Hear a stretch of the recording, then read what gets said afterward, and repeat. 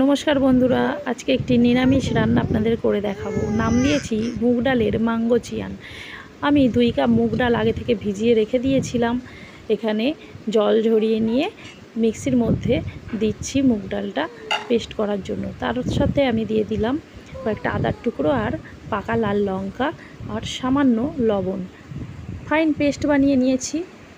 এদিকে কড়াটাও গরম হয়ে গেছে, তার মধ্যে সর্ষের তেল দিয়ে দিলাম। তেল গরম হয়ে যেতে চামচের সাহায্যে ছোট্ট ছোট্ট বড়ার মতো করে আমি ভেজে নেব মিশ্রণটা। একসাথে আমি অনেকগুলোই দিয়েছি। যে বড়াগুলো প্রায় আমার ভাজাও হয়ে গেছে, এবার আমি তুলে নেব। আর একটা মশলা বানিয়ে নিতে হবে গ্রেভির জন্য। তার জন্য নিয়েছি কয়েকটা পাকা টমেটো, আদার টুকরো আর লাল পেকে যাওয়া লঙ্কা।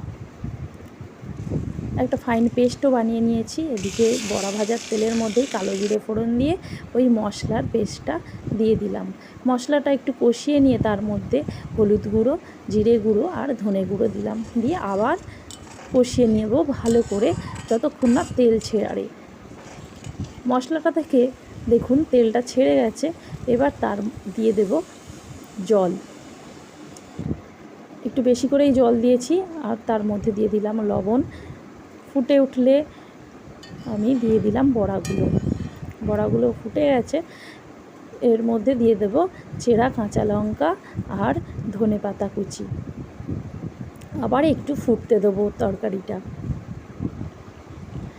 স্বাদটা ঠিক রাখার জন্য সামান্য চিনি দিয়ে দিলাম।